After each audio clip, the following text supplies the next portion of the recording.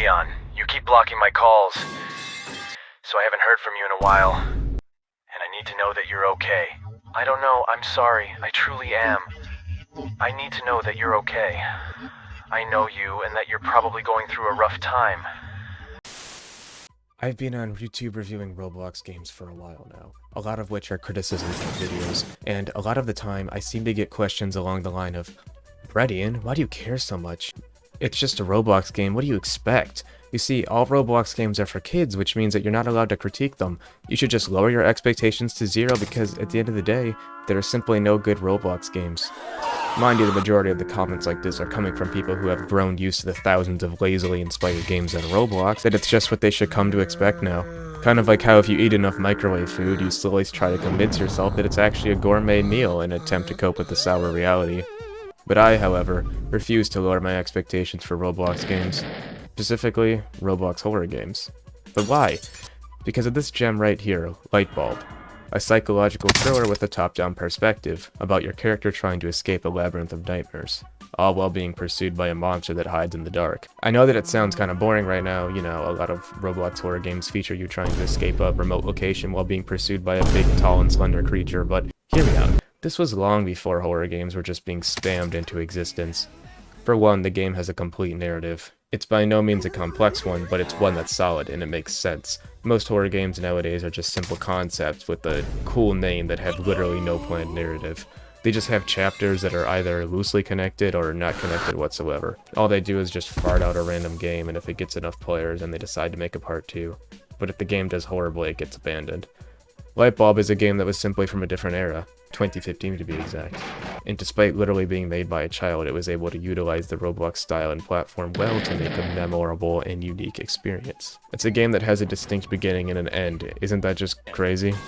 Anyways, let's get into it.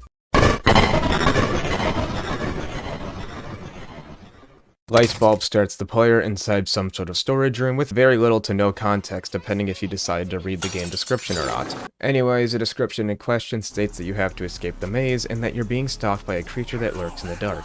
When you turn the corner and turn the lights on, you're immediately met with this monster, where you then have to hide in a locker in order to evade it.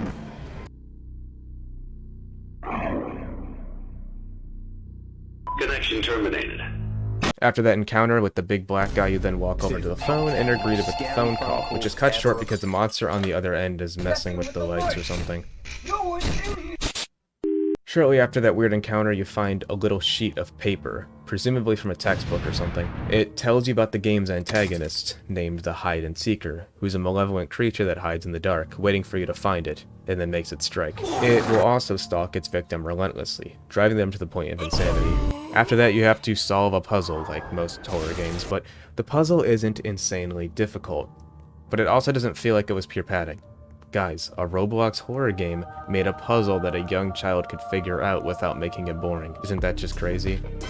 Oh yeah, the reason why this puzzle isn't boring is because it has purpose. It's an introduction to the monster. Well, after the initial introduction, I guess. After learning a code to input into a lock, the creature is shown toying with you, even peeking its head around the corner and immediately turning away the moment you try to catch a better look at it. Lightbulb isn't just a top-down horror game. The camera angles will change on a variety of occasions in order to enhance the experience. The first time that you come down this hallway and the camera angle changes, you sort of get a feeling of uneasiness, like the game is setting something up. And while you walk back after the monster makes its presence known, it gives you that very payoff in a not in-your-face way.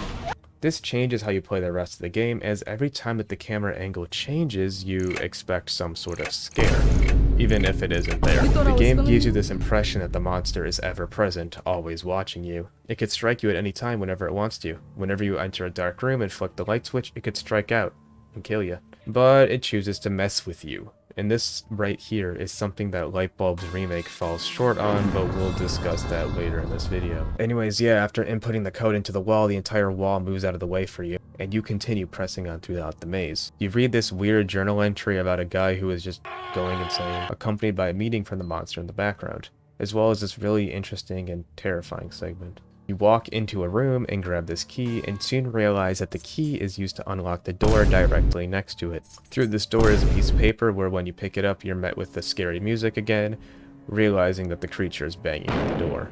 Your forced to hide on top of this bookshelf, where the monster shakes it a little bit, reaches his hands up, and then just stops. The room goes dark for a second, and then it goes back to normal. He was just toying with you. This entire sequence is optional, by the way. You don't even have to encounter it. It leaves you with this odd feeling, reinforcing the power dynamic of the creature just choosing not to kill you, and instead just troll you. Then you're greeted with another phone call where the guy on the phone states that the monster could be anywhere at any time, so it's best that you watch your back during the phone calls. Make sure you look around while on the phone. It could be anywhere. That thing is still around here. I hadn't seen it in a while. I don't like to look into its face. Its eyes. I think it has really good hearing. If you haven't seen or heard it in a long time, you should probably be more concerned. Which once again builds onto this perpetual feeling of general uneasiness throughout the entire game. Especially since whenever you go into a phone call, the camera angle changes and gets all up close and shit. It's kind of nice because during games like this, you think that during dialogue scenes you can relax, but not really. There's also the scene that you can encounter with the fake phone call where as soon as you pick up the phone guy is like, "It's a trap, you have to hide." And you tuck yourself behind this little bookshelf. So I know that the background gameplay right now looks really fucking goofy, but a lot of the cutscenes and bits of this game are actually broken, so what I did is I spliced in footage of a fan-made game, but that fan-made game in particular has randomly thrown in some elements that, to put it lightly, ruin the subtlety of the original game. Also, the creature leaves this little message that says, "I knew you were hiding in there. Somewhere." Oh, by the way, the phone guy comes up with a plan to escape that consists of cutting the power, and while this does seem like a bad plan with all things considered, you know, who are you to say no to it? All you have to do is pull the big red switch in the control room after I get those doors open. The phone guy says that cutting the power will work because the maze is actually a virtual simulation. I have no idea how this conclusion was reached. Also, the phone call gets interrupted by some other guy who's apparently just the monster messing with you. Hey, have you been hearing that guy on the phone? Don't listen to him. He's fake. He's gonna cut me off. He's not real. You then venture into this industrial-looking area, complete with some little jump scares that actually kind of startled me. Not gonna lie there. And then there's this occurrence with the monster where you fall into a pit and then the darkness starts chasing you. Or you can just choose not to fall into the pit and go over this little red tube thing. And there you find the final phone call where the phone guy is like, "I'm getting the doors open. Just wait here until you can get inside. Just wait there. When you get in, pull the switches and shut off the maze's power. I know this seems like a bad thing to do, but you have to trust me. Don't listen to the other one that may be talking to you. He's just a distraction. It's the monster trying to get you lost. If you pass up these switches, we may never see the light of day again. This is our one chance to escape. Don't pull the switches! Don't let it convince you. I'm real! I'm real! It's a trick! It's open! The door is open! Pull the switches! So yeah, obviously the good ending is the one where you pull the switches. It'd be kind of weird if it wasn't. Pulling the first switch makes the maze start glitching the fuck out and the monster starts panicking. Pulling the second switch makes the monster panic more and then you're sent to a sewer, where the game changes to first-person perspective. You then see the monster as this little Microsoft Paint doodle floating towards the exit, where he leaves a final plea for you not to leave, but he has like 0 riz. I was just like, I'm not feeling these. I'm like, you thought I was feeling you? So you just leave, and that's the ending. The good ending, to be specific. 8 years later, and I still don't completely understand why the hide-and-seeker is in the sewer just chilling. Now, can you guess what the bad ending is? You don't pull the switches, simply enter the hole, and yeah, you die. So, good things about Lightbulb. The atmosphere was nice. The perpetual feeling of being hunted was a little dreadful as a child. Walking into a pitch black room before you turn the light on gives you this feeling of anticipation, like the monster is just waiting. Kind of like that in real life. I don't know if you guys ever experienced that. One of my favorite things that stuck with me for literally years was how well the monster's visuals were handled. The monster was always obscured by darkness, but it still had a presence, and you never got a good look at it. When you do decide to go snooping in Z-Curse's inventory, you'll see how goofy that the monster looks. It really does show how sound effects, lighting, and atmosphere can really elevate a monster's visuals. You only ever see it for short glimpses, sometimes obscured by the lighting, or you're just too startled to really get a good look at it anyways. So I also really enjoyed how the game was complete. Unlike games nowadays, Lightbulb is a short, easy to understand narrative, but it didn't feel like it bored me. Roblox horror games nowadays are almost always expected to be incomplete garbage that are only made to make money. Another great thing about Lightbulb is that there aren't a lot of opportunities to die. Dying in horror games breaks your immersion, especially if it happens over and over again, because it kind of ruins the scare factor, and instead just turns it into a rage game. Modern horror games now just use dying as an excuse to charge you 100 Robux for a revive. Alright, now it's time to do a 180 and talk about a part of the game that I didn't like. 3 of the major monster encounters are optional. First 2 encounters are legitimately good sequences, but they can be easily skipped. Unintentionally, even. I came back to Lightbulb and replayed it several times for the video, and I had runs where I accidentally skipped over the encounters and I had to go actively searching for them because of video purposes. The Dora trap and the fake phone call trap are well-constructed sequences, but they literally stray from the path that most players would take. Especially the phone call one, where I had to actively search for it to get footage. I guess that's why they call it the hide and seeker. There's nothing really wrong with having optional encounters. In fact, they encourage replayability and even reward the player for having a good eye. This is why the third one works well, because if you catch the red pipe on the side of the wall, then you don't have to fall into the pit. However, I think that if you skip the first 2 encounters, then it's really easy to get bored or forget how threatening that the monster really is, because there's going to be nothing scary happening from the first puzzle to the industrial area. Literally. Alright, so with so many good Roblox games that are old, Lightbulb has not aged well. For one, it doesn't seem to be very fly with the kids nowadays. Kids want to play horror games with their friends. They don't want to play alone and risk actually being scared. Also, the game fucking broke because it's Roblox. No wonder why Zeekers left the platform to make actual games. And, as with most popular old games, new creators are going to want to revive the game and put their own personal spin on it. So let's talk about them, shall we?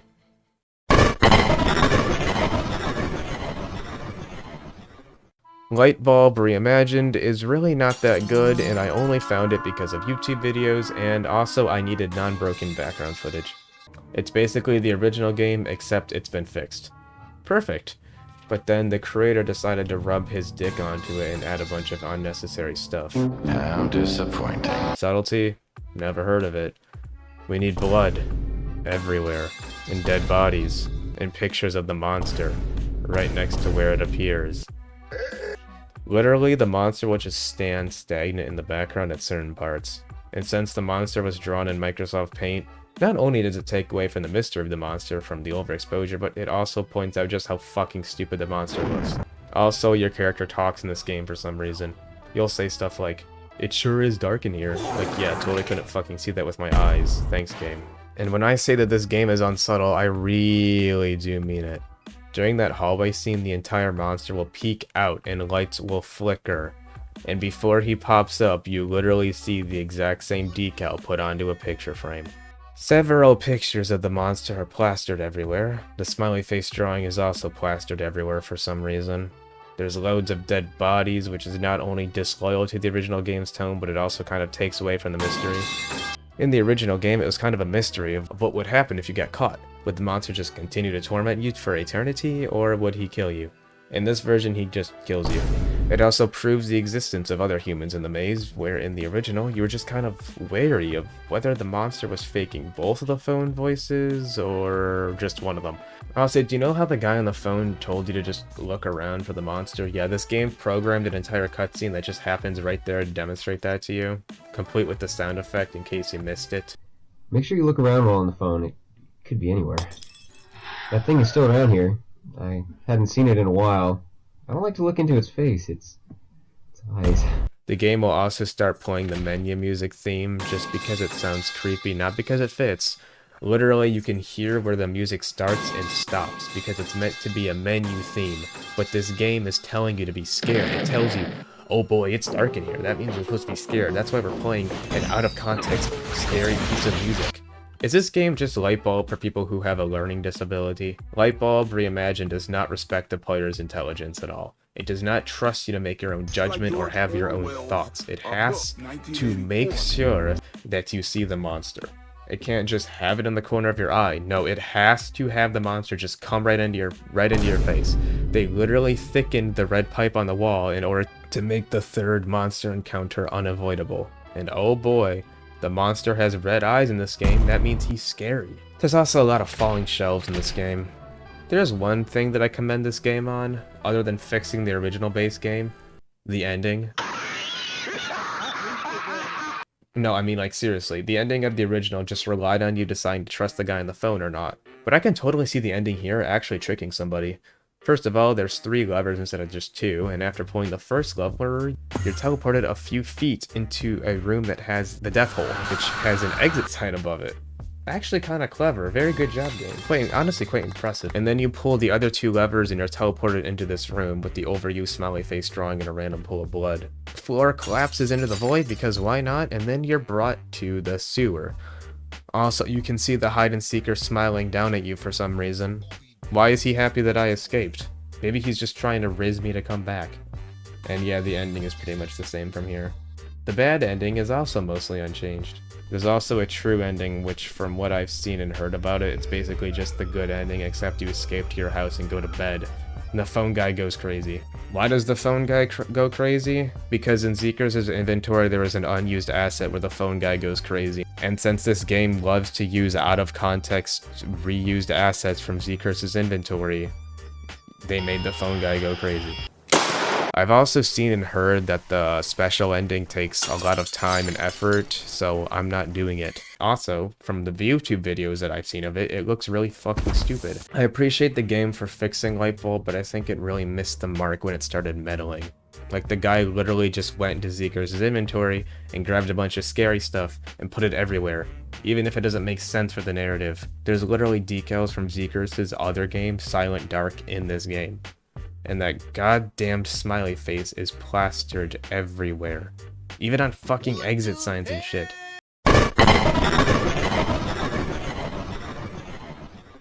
Lightbulb Reillumination is a 2019 reboot of Lightbulb.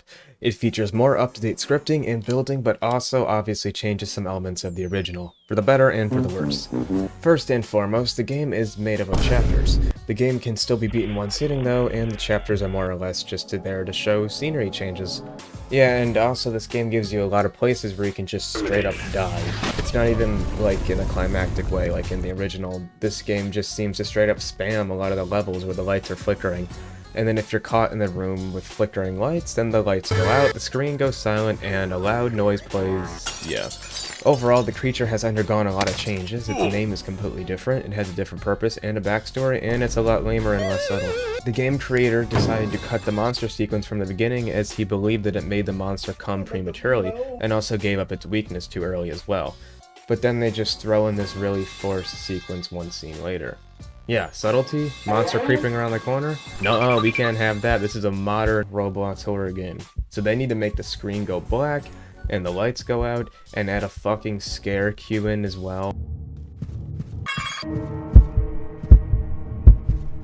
How disappointing. It's also borderline insulting how they also add the heartbeat sound effect.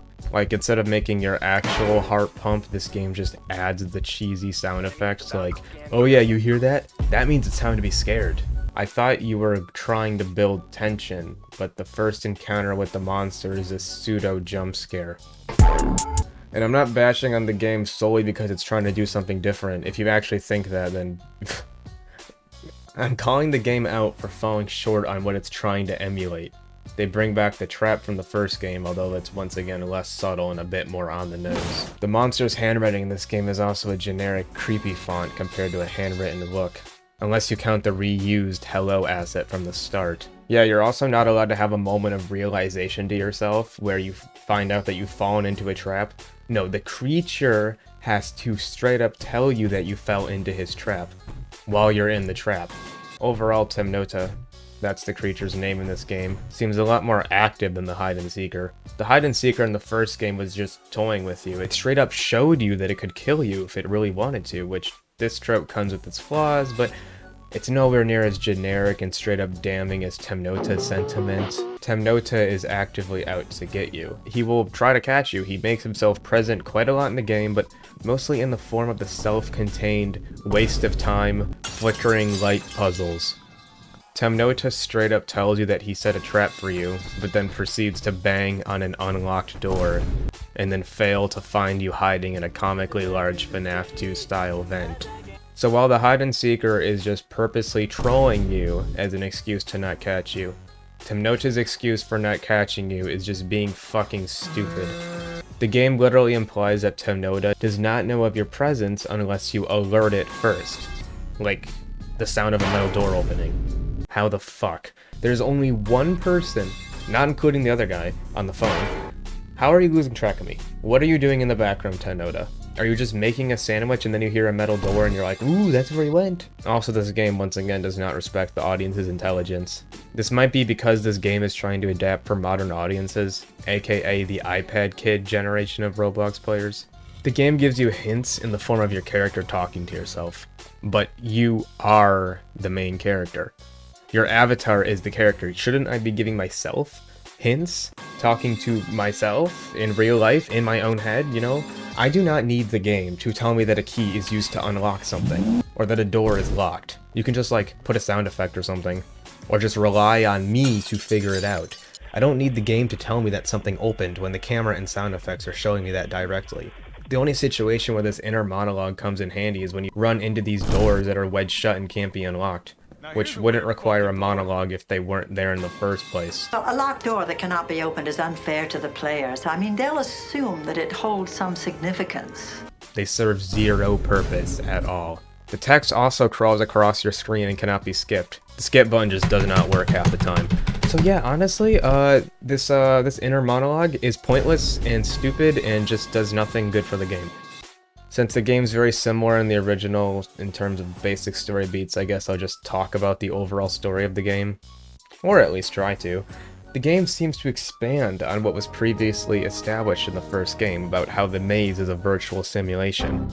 Now, I've played through the game multiple times and I still don't understand the lore completely because I guess it's just all up to speculation. So, what's speculated by fans is that there is some sort of mental illness plague that spread across the country, and this company decided to make a simulation to help remedy these people, complete with an AI named Temnota, which means darkness. Also, that reminds me that I don't think its name is referenced in the game. I also had to look that shit up as well. Anyways, the AI decided to go rogue because of course it did, why not? Your character also has this random, out-of-place flashback to when you saw a ballistic missile threat on your television at your house. I see that the president's equipped his daughter with ballistics too. It's unknown whether or not the threat was real or not, or if it was just you having a schizo breakdown. Probably the latter. And yeah, that's pretty much it for the story beats. Light Bulb Reillumination has 3 endings, or 2 endings with 1 with extra flavor. Good ending, you escape. Bad ending, you die. True ending, the exact same as the good ending, except before you escape, you input a code into the computer and then it does something. I believe people said that inputting the code either frees everybody in the simulation, kills everybody in the simulation, or kills the monster. Or sets the monster free alongside everybody else. I don't know, I think they just added the true ending as an excuse to get another playthrough out of you.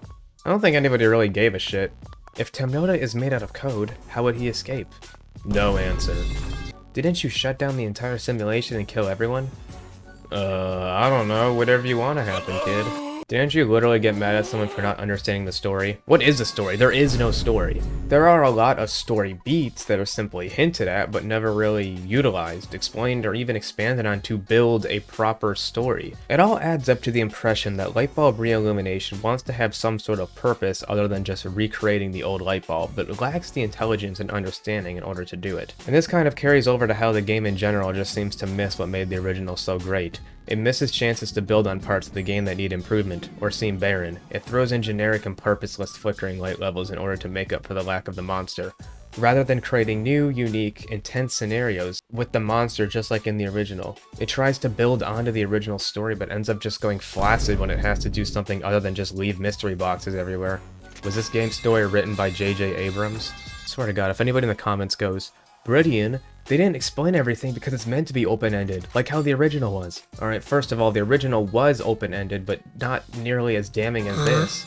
Some things are better left unexplored, but like, this game tried to explore those things and just halfway through was just like, nope, never mind, we're not gonna do it. I don't think this game is poorly made, but I do think it's extremely generic. The monster isn't creative anymore, it's just a pair of glowing eyes in the dark. Definitely haven't seen that one before. The story also has a lot of pointless clutter. I don't doubt that the game devs had a passion behind what they were trying to do, but I ironically believe that this version does not do the original justice. I've been meaning to review Lightbulb on this channel for literally over a year or two now. It's honestly really significant in the history of Roblox horror, as it shows that one kid with no budget can truly use his creativity on the Roblox platform to create something unique. There are horror games nowadays that have literal teams working on them, and they're still shitty, repetitive, stale, predictable, and blatantly money hungry. And people get paid to make these games, by the way. It's very annoying when people don't know about this game because so many fucking people are always like, Breadian, why are you so harsh? Roblox games can't be good. If games like this were easier to access for these people, then this argument would not be as rampant. Lightbulb managed to be simple, short, not flawless, but still amazing. It used the Roblox platform to its fullest, and the soundtrack is an incredible addition to the game. Definitely check it out in the description, as I'm putting a link to it, as well as all 3 games there for you. I've also used it in the background of this review. If you liked this video and want to see more, make sure to comment, like, and subscribe to my channel. My name is Breadian. I play and talk about Roblox games. Thanks for watching. I'll see you in the next one. Bye.